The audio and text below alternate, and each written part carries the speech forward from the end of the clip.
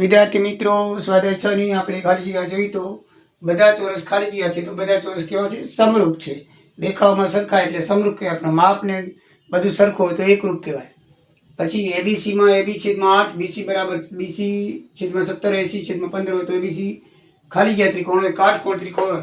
એટલે AB બરાબર આમ કરી તો 8 ભાગાકાર ગુણાકાર, BC બરાબર 17 AC બરાબર 15.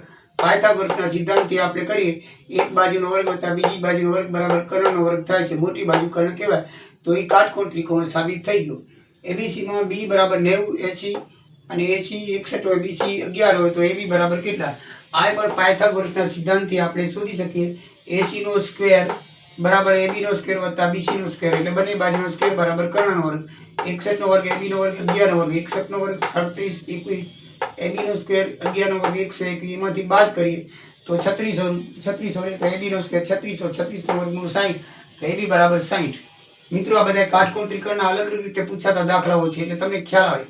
ABC એકરૂપ XYZ છે તો ABC ની પરિમિતિ 50, તો XYZ ની પરિમિતિ 40, તો AB બરાબર 20 હોય તો XY બરાબર કેટલા? તો સમરૂપ ત્રિકોણના ગુણધર્મ મુજબ બે સમરૂપ ત્રિકોણની પરિમિતિનો ગુણોત્તર તેમની અનુરૂપ બાજુઓના ગુણોત્તર જેટલો જ હોય છે. એટલે AB છેદમાં XY બરાબર ABC ની પરિમિતિ XYZ ની પરિમિતિ.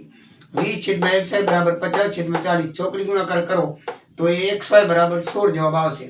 મિત્રો, આ પગથિયા છે ઊંધા બરાબર છે. એમાં દરેકમાં કાટખૂણ બને છે બરાબર છે. તો આપણે A થી B સુધીની લંબાઈ, A થી B સુધીની લંબાઈ શોધવાની છે. તો પહેલા કાટખૂણની આપણે પાયથાગોરસના સિદ્ધાંતથી શોધી લઈએ.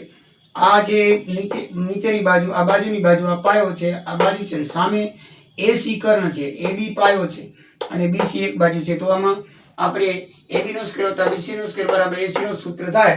તો AB નો સ્ક્વેર 20 નો સ્ક્વેર એટલે એક બાજુનો સ્ક્વેર વત્તા બીજી બાજુનો સ્ક્વેર એટલે 400 વત્તા 225 એટલે 80 નો સ્ક્વેર થાય એટલે 625 થાય. 625 નું વર્ગમૂળ 25 થાય એટલે કર્ણનું માપ 25 એટલે કર્ણ 4 છે. 4 ત્રિકોણ છે તો એનું 25 ગુણ્યા 4 અથવા 25 25 4 વાર કરો એટલે 100 સેન્ટીમીટર થાય.